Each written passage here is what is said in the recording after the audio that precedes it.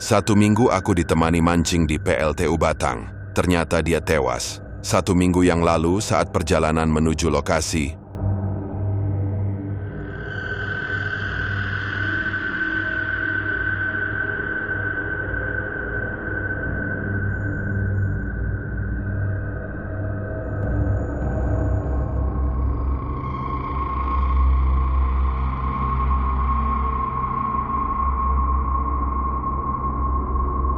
Langit kelabu menyelimuti perjalanan Muammar menuju PLTU Batang.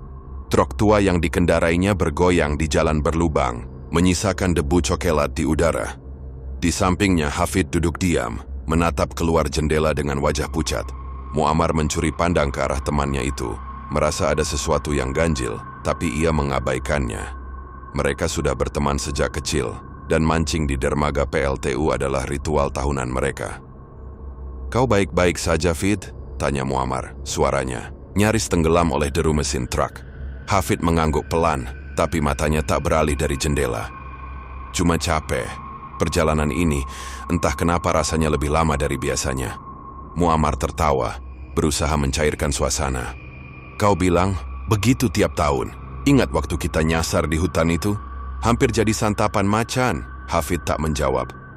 Bibirnya mengeras dan Muammar bisa bersumpah ia melihat tangan Hafid gemetar. "Kau yakin mau mancing seminggu penuh?" tanya Hafid tiba-tiba. Nadanya datar.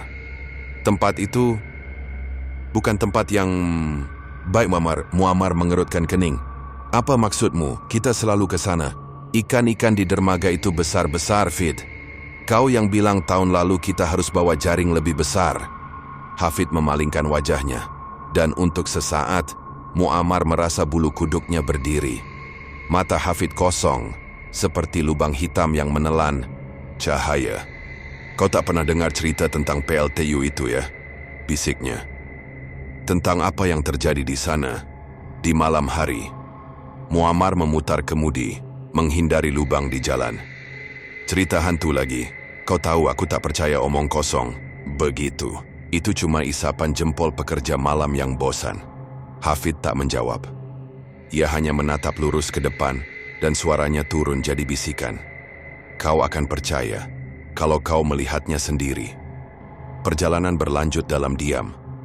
Muammar mencoba mengalihkan pikiran dengan radio, tapi hanya desis statis yang keluar. Ia mematikannya, merasa hawa di dalam truk semakin dingin meski matahari masih tinggi.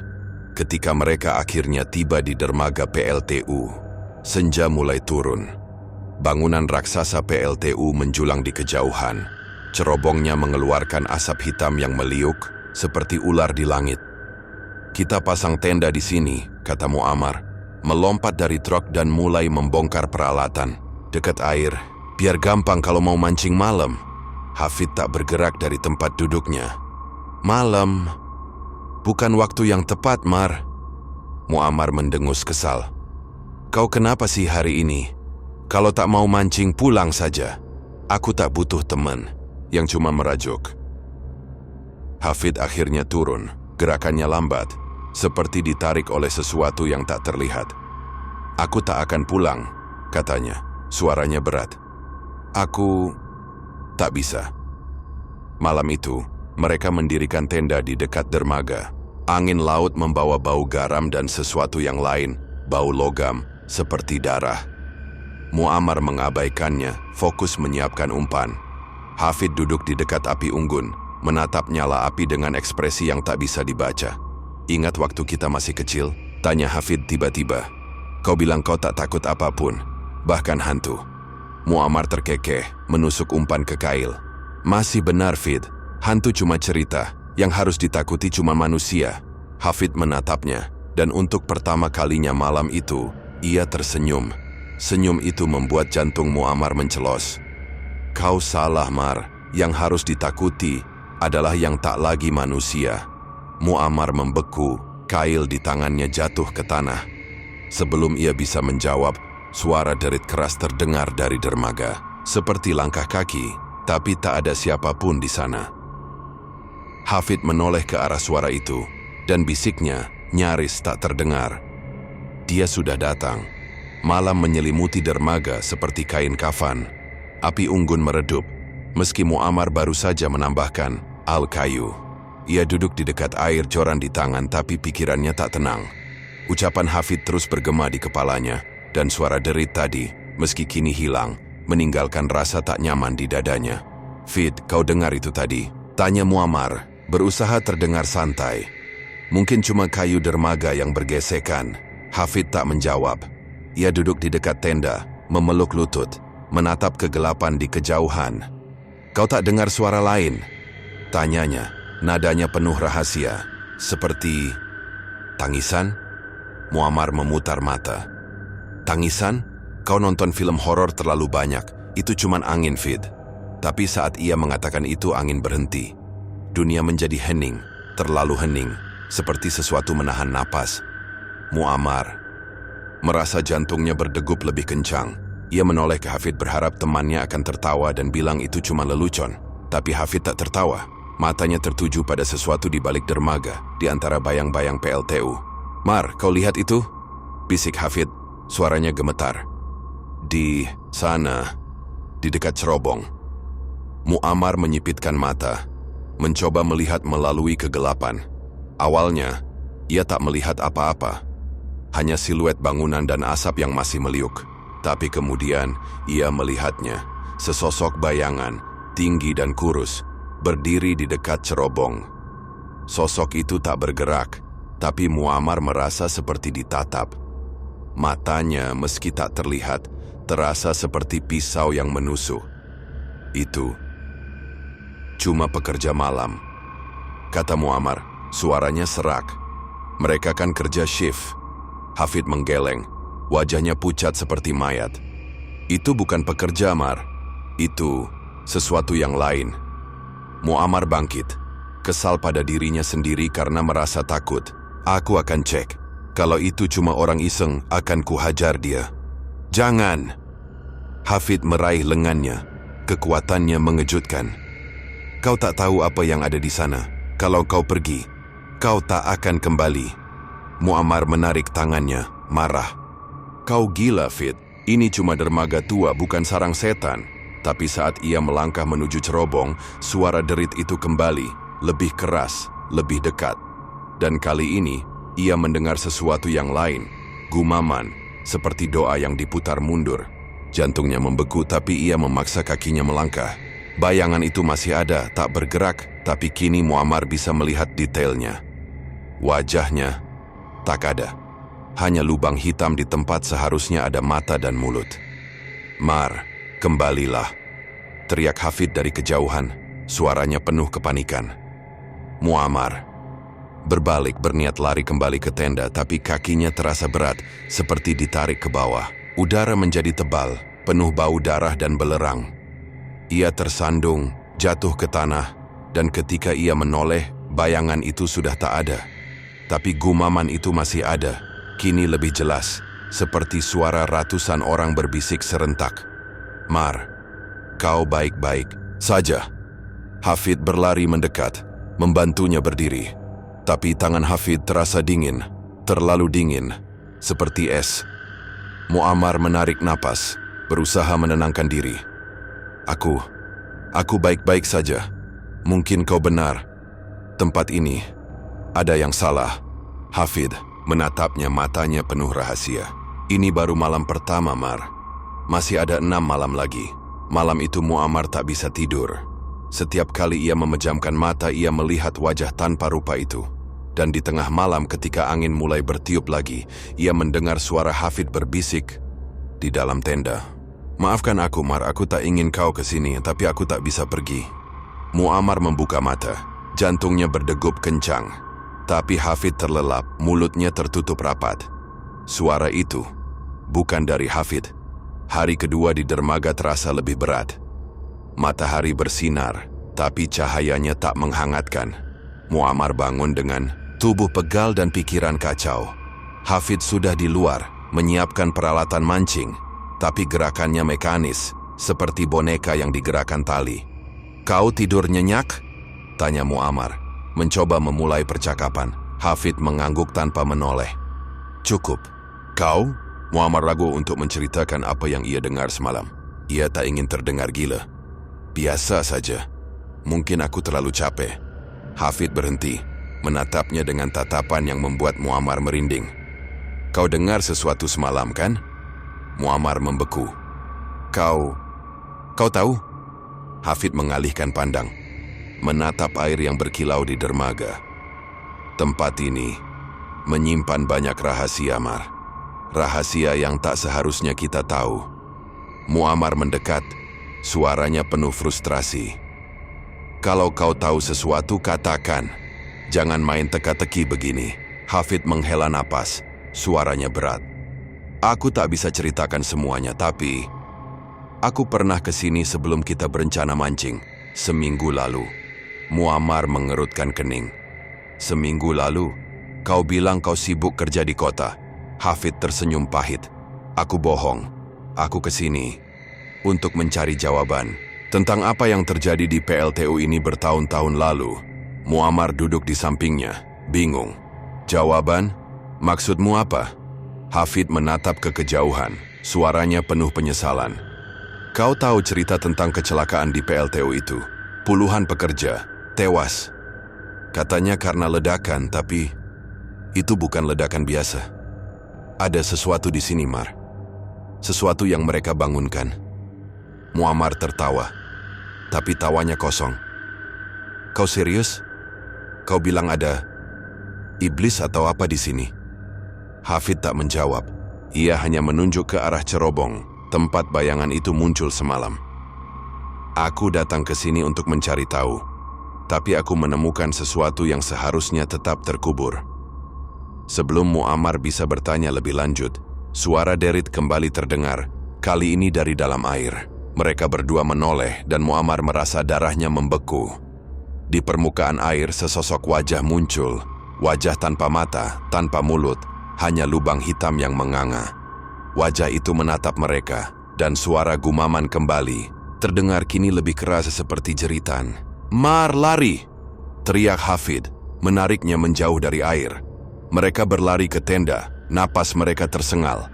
Tapi ketika mereka sampai, tenda itu robek, seperti dicakar sesuatu yang besar. Di dalam, peralatan mereka berserakan, dan di tanah ada jejak kaki, jejak yang bukan milik manusia. Fid, apa itu tadi? Tanya Muammar. Suaranya gemetar. Hafid menatapnya, wajahnya penuh ketakutan.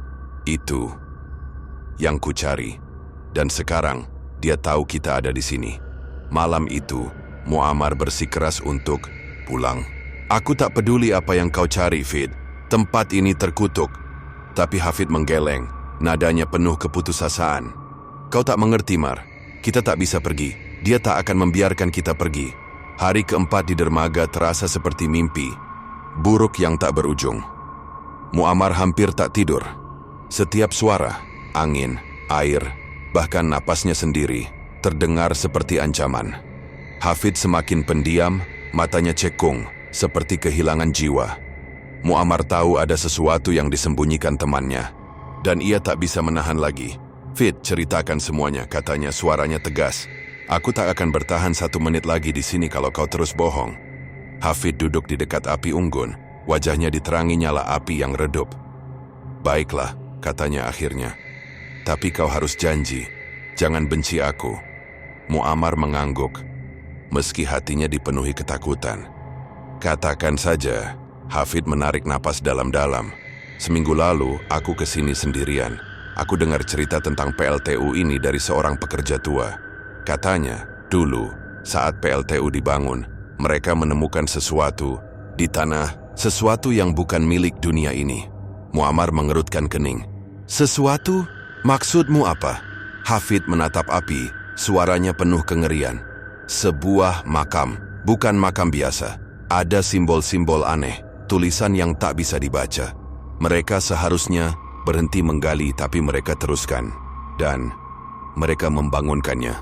Muammar merasa kepalanya pening. Membangunkan apa? Hafid menoleh, matanya penuh penyesalan. Aku tak tahu namanya.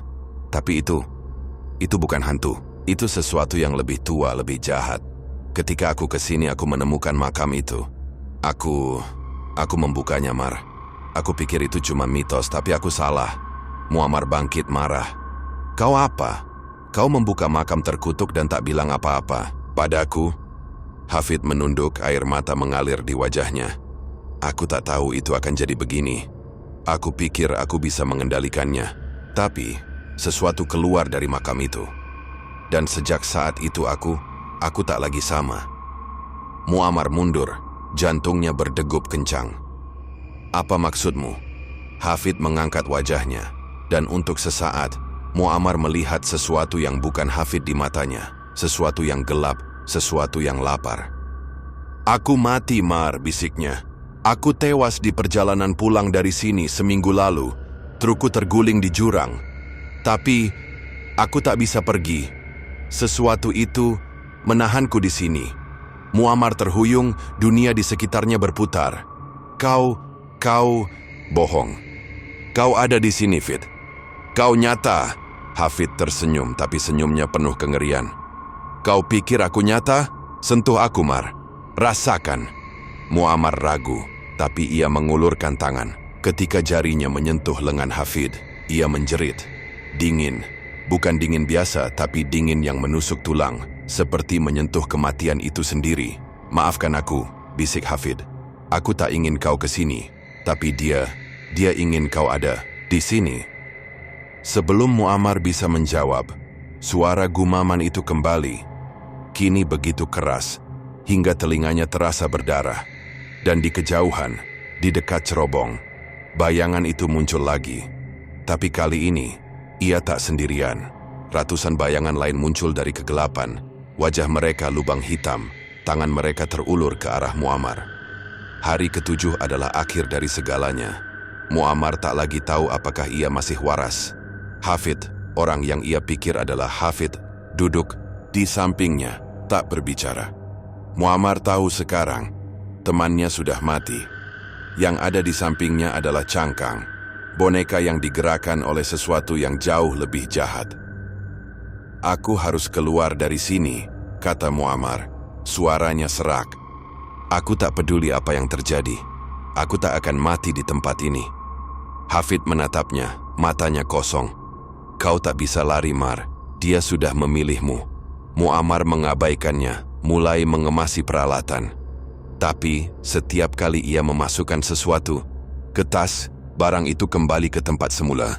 Seperti ada tangan tak terlihat yang bermain-main dengannya. Ia menjerit, melempar tas itu ke tanah. "Apa yang kau inginkan dariku?" teriaknya ke kegelapan, dan kegelapan menjawab.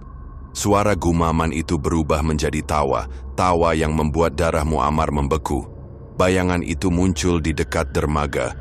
Kini lebih jelas, tubuhnya tinggi, kurus dengan lengan yang terlalu panjang. Wajahnya, lubang hitam itu kini menganga, seperti ingin menelan dunia. "Kau, milikku," katanya. Suaranya seperti ribuan jarum yang menusuk pikiran Muammar. Muammar berlari, tak peduli kemana. Ia mendengar Hafid berteriak di belakangnya, tapi ia tak menoleh. Kakinya membawanya ke cerobong, ke tempat makam itu berada. Ia tahu, entah bagaimana, bahwa jawabannya ada di sana. Di bawah cerobong, ia menemukan makam yang diceritakan Hafid. Batu besar dengan simbol-simbol aneh, berlumur darah yang masih basah. Muammar jatuh berlutut, tangannya gemetar saat ia menyentuh batu itu. "Apa yang harus kulakukan?" bisiknya, air mata mengalir di wajahnya. Suara itu kembali, kini di dalam kepalanya. "Berikan hidupmu, atau semua akan binasa." Muammar menoleh, dan di belakangnya ratusan bayangan itu berdiri, menatapnya dengan lubang hitam mereka. Di antara mereka, ia melihat Hafid, orang yang ia pikir Hafid, tersenyum, tapi senyumnya bukan miliknya. "Maafkan aku, Mar," kata Hafid. "Aku tak punya pilihan." Muammar menjerit, tapi suaranya tenggelam oleh tawa makhluk itu. Ia merasa tubuhnya ditarik, seperti jiwa direnggut dari raganya.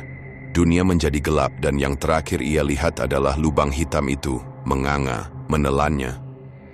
Udahan epilog. Seminggu kemudian sebuah truk ditemukan di jurang dekat PLTU Batang. Di dalamnya tubuh Muammar ditemukan, sudah membusuk, seolah tewas berhari-hari lalu. Tapi di dermaga, para pekerja malam bersumpah mereka melihat seseorang mancing sendirian, malam demi malam. Dan di sampingnya ada bayangan lain, tersenyum, menatap air dengan mata yang bukan milik manusia.